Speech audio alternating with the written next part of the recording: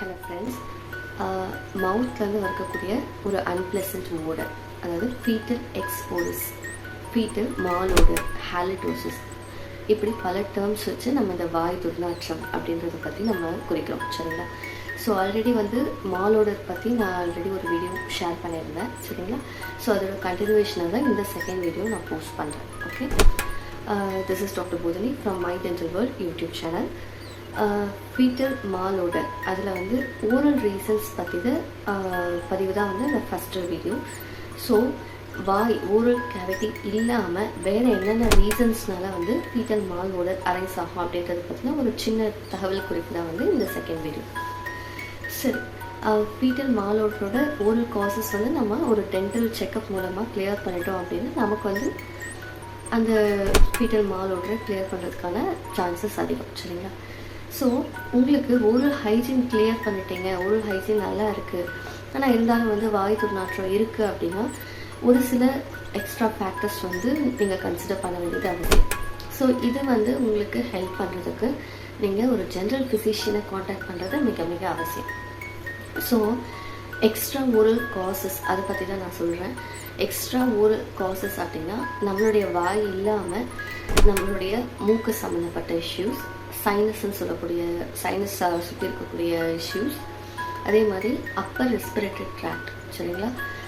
நம்மளுடைய சுவாச குழாய், அந்த ஃபுல்லாக அப்பர் ரெஸ்பிரேட்டரி ட்ராக்ட், அது இல்லாமல் வயிறு சம்மந்தப்பட்ட ஒரு சில இஷ்யூஸ், இது எல்லாமும் ஒரு மாலோடருக்கு ஒரு சோர்ஸாக கூட இருக்கலாம் அப்படின்றது தான். சரிங்களா? ஸோ இந்த எக்ஸ்ட்ரா ஓரல் காசஸில் நோஸ் அப்படின்னு சொல்லிட்டு நான் சொன்னதில் பார்த்தீங்கன்னா நேசல் பாலிப் அந்த மாதிரி ஒரு சில கண்டிஷன்ஸ் இருக்குது. இல்லை ஒரு ஃபாரின் மெட்டீரியல் ஒரு சோர்ஸாகவும் அமையலாம்.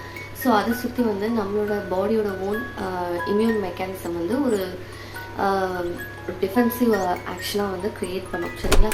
ஸோ அதனால் என்ன ஆகும் அப்படின்னு பார்த்தீங்கன்னா அதை சுற்றி நிறைய நம்மளோட இம்யூனிட்டி ஃபேக்டர்ஸ் எல்லாம் சரவுண்ட் பண்ணிவிட்டு, ஸோ அது மூலமாக ஒரு ஃபாரின் பாடி ரியாக்ஷன் நடக்கும்.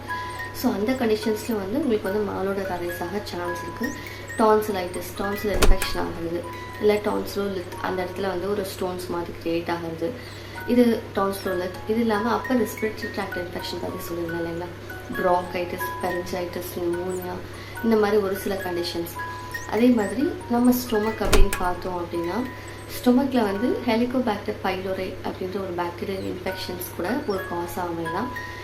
ஸோ இந்த ஸ்டொமக்கில் மெயினாக என்ன அப்படின்னு பார்த்தீங்கன்னா இந்த ரீஃப்ளெக்ஸ் அப்படின்னு சொல்லுவோம், கேஸ்ட்ரோஈசோஃபேஜியல் ரீஃப்ளெக்ஸ் டிஸார்டர். ரீஃப்ளெக்ஸ் அப்படின்னா நம்ம ஸ்டொமக்கில் இனிஷியலாக ஹைட்ரோக்ளோரிக் ஆசிட் அப்படின்ற அமிலம் சுரக்கிறது, இது எல்லாருக்குமே தெரியும். ஸோ இந்த ரீஃப்ளெக்ஸ் கீழ் நோக்கி இறங்காமல் சம்டைம்ஸ் மேல் நோக்கி போகுது. சரிங்களா? ஸோ அந்த ஒரு டைட் வால் மாதிரி இருக்கும் நம்ம ஸ்டொமக் இருக்குது அப்படின்னா, அதுக்கு மேலே ஒரு வால் ஸ்பிங்டர்னு சொல்லுவோம்.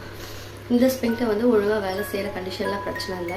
இதில் ஏதாவது இஷ்யூஸ் இருந்த பட்சத்தில் என்ன ஆகும் அப்படின்னு பார்த்தீங்கன்னா, இது கொஞ்சம் லூஸ் ஆச்சுன்னா நம்ம ஸ்டொமக்கில் இருக்கக்கூடிய ஹைட்ரோக்ளோரிக் ஆசிட் அந்த அமில செக்ரேஷன் மேலே போகும்.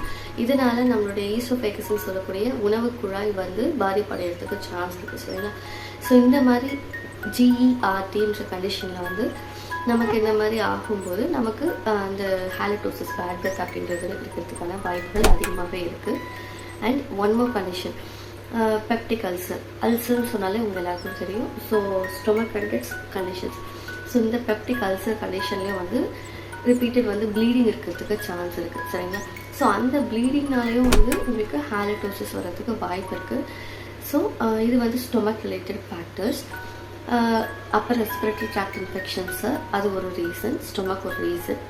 இது இல்லாமல் எண்டோக்ரைனாலஜிக்கல் கண்டிஷன்ஸ் அப்படின்னு சொல்லிட்டு ஒரு சில ஃபேக்டர்ஸ் இருக்குது. நம்மளோட என்ன சொல்கிறது, டயபெட்டிஸ் மெலிட்டஸ், சிஸ்டிசர்கோசிஸ், இந்த மாதிரி ஒரு கிளினிக்கல் கண்டிஷன்ஸ். நம்ம இதுக்குள்ளே ரொம்ப இன்டெக்டாக போக வேண்டாம். ஸோ இந்த வீடியோவோட மோஸ்ட் இம்பார்ட்டன்ட் பாயிண்ட் என்ன அப்படின்னு பார்த்தீங்கன்னா, உங்களோட டென்டிஸ்டோட ஹெல்ப்போட நீங்கள் ஒரு ஹைஜீன் கிளியர் பண்ணிட்டீங்க, ஆனால் இருந்தாலும் உங்களோட ஹாலிடோசிஸ் ஃபேக்டர் இருக்குது அப்படின்னு உங்களோட டென்டல் டாக்டர் சொல்கிறாங்க அப்படின்னா it's better to have a general physician appointment. சரிங்களா? ஸோ உங்களோட general physician is the right person to talk about what disturbs you. சரிங்களா? ஸோ இந்த ஹாலிடோசிஸ் பற்றி இவ்வளோ ஸ்ட்ரெஸ் பண்ணுறதுக்கு காரணம் என்ன அப்படின்னா, ஹாலிடோசிஸ் இது ஒரு சோஷியல் எம்பராசிங் ஃபேக்டர் மாதிரி தான். சரிங்களா? ஸோ இது வந்து உங்களோட ஜென்ரல் ஹெல்த், ஓரல் ஹெல்த் சம்மந்தப்பட்டது. So it's like inter team approach. உங்களோட டென்டிஸ்ட் அஸ் வெல் உங்களோட ஜென்ரல் ஃபிசிஷியன் 2 பேராலையும் தான் இது வந்து உங்களால் க்யூர் பண்ண முடியும். சரிங்களா? So if you feel you have a halitosis, do you feel any change in normal odor of your mouth, kindly visit your dentist. உங்களோட டென்டிஸ்டோட அட்வைஸோட நீங்கள் ஒரு நார்மல் ஸ்கேலிங் ஒரு 6 months ஒன்ஸ் ஒரு செக்அப் பண்ணும்போது இதை கிளியர் பண்ணிடலாம். இன்னொன்று இது ட்ரீட் பண்ணியும் வந்து உங்களுக்கு அந்த ஃபேக்டர் ரிலீஸ் ஆகலை, அது வந்து அந்த ஹாலிடோசிஸ் கியூர் ஆகலை அப்படின்னா that's time you have to visit your general physician to have a checkup. சரிங்களா? So this is doctor Bodhini from my dental YouTube channel. இந்த வீடியோ வந்து உங்களுக்கு யூஸ்ஃபுல்லாக இருந்துச்சு அப்படின்னு நீங்கள் நம்பினீங்கன்னா அவசியம் உங்கள் ஃப்ரெண்ட்ஸ் அண்ட் ஃபேமிலிஸ்க்கு ஷேர் பண்ணுங்கள். வீடியோ வந்து நீங்கள் எவ்வளோ லைக் பண்ணுறீங்களோ அவ்வளோக்கு வந்து நிறைய பேருக்கு இந்த கண்டென்ட் வந்து ரீச் ஆகும். அதே சமயத்தில் please consider subscribing my dental world YouTube channel. Thank you so much friends.